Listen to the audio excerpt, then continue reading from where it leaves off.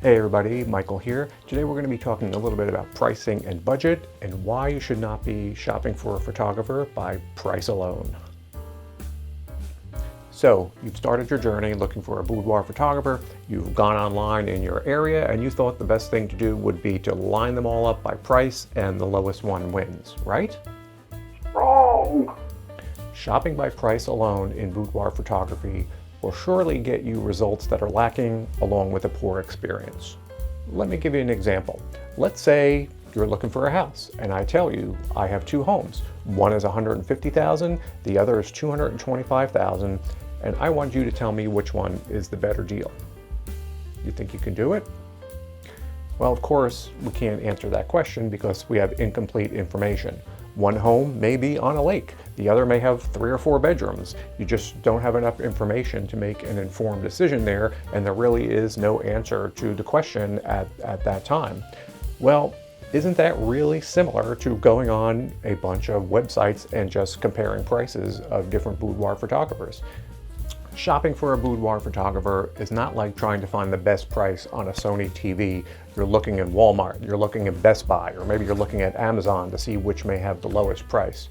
Photography is quite different. You may be dealing with photographers that have different experience levels. You may be different studios or different products that they may be giving you. So by simply trying to compare two prices, you're not making an apples to apples comparison. And also, as we've discussed in previous videos, all boudoir photographers are not the same, nor are they created equal. You have to think of it as the example I always use in restaurants. Not all restaurants are the same, and all restaurants aren't created equal. You always have to keep that kitchen nightmares example in the back of your mind. And I understand that everybody has a budget, but shopping by the numbers is not likely to get you the results that you're looking for. I'll relate an example of a price shopper. And this goes back a number of years ago. A woman contacted me interested in booking a session, and I think we spoke initially on the phone at first, and one of the first things she said was, I really like your pictures. Are you able to offer me a discount?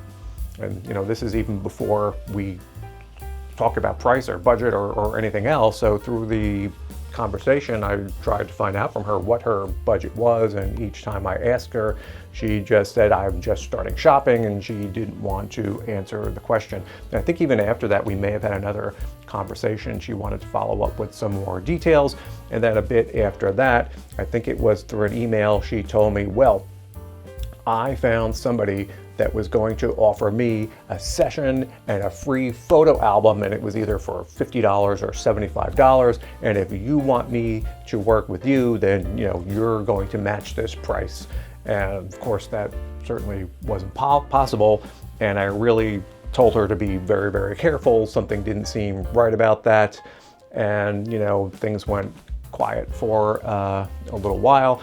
And to my surprise, a couple weeks later, she actually reached out to me. I think she texted me photos, and I'm in New Jersey, and I think what she did is she found somebody out in Pennsylvania, maybe more than 100 miles from where we are, and she drove all the way out to this woman's house. And nothing wrong with going. Some photographers have home studios. But she said she brought her into like a dirty garage, and this is the photo she texted me actually was at the garage, and in this garage there was like, I'd say dirty, but there was this like dirty beige couch pushed up by a wall, and she had like a wrinkly sheet tacked up against the wall, and this was her boudoir studio. So needless to say, this woman did not have the most elegant of experiences. And then afterward, she showed me pictures of her album, which I guess this photographer went and got some 4x6 photos printed and slid them into like a little Walmart photo holder. And that was her free photo album. So you can see this is not necessarily the situation of boudoir dreams. And one important point I'm trying to get across about all this is that in boudoir photography, a low price isn't necessarily a deal or a bargain. It can be a red flag. And one thing as a shopper that you have to really be aware of is that in boudoir photography, there is generally a very low barrier to entry. So there are a lot of people who jump into the business, really have little or no experience, and these people are often competing with each other to get money, to get a client's business, and it's just one of those things where they're all trying to race to the bottom in terms of pricing. And this is not, as I noted, necessarily a deal. It's really more of a red flag. You know, there are hidden costs to working with a real low price photographer. And remember that price is only one part of cost. And in a situation like this, you really have to start considering the professionalism of the person that you are looking at, the quality of the work that they are doing, what's in the world is going to happen to my photos after my session. And there are a number of considerations there which, you know, you have to take into account when working with somebody that has a really low price. One thing to consider here is, just imagine you were out grocery shopping and you were looking for some ice cream. You head on over to the ice cream aisle, and then right away you start scanning for the sale tags, and you see $5.99, $4.99, and then off in the distance there's one $2.49, and that's got to be the winner, and you've won the ice cream aisle, you know. But if you take out that container and flip it around and start reading the ingredients on there, things start to change a little bit, and you'll see hydrogenated oils and fillers and chemicals you can't even pronounce the names of, and you could actually take that box and leave it out on a countertop overnight and open it the next day and it's all still going to look the same. The point being that the cheapest option isn't always the best value, and just be a little bit more careful about what you're putting in your body too.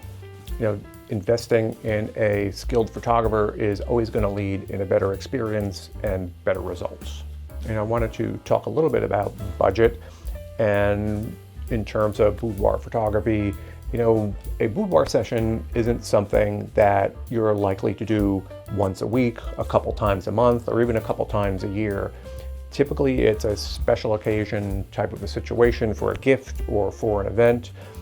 Kind of like a vacation, and what you need to do is start thinking of it more in terms of a vacation, where it's a bit more of a splurge. It's a bit more of a situation where you want to budget properly and do things correctly. Because the most important thing you want to do is make a decision for yourself without compromising on quality.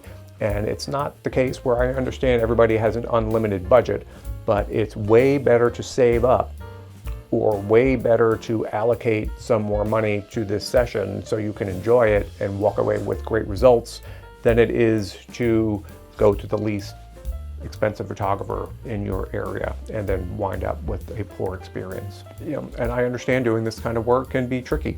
Photographers use all kinds of wonky pricing methods. You know, they have the ooh la la package, and then this package, and then that package. And as I talked about earlier, it's not a real price comparative industry, so you really have to pick up the phone, talk to people.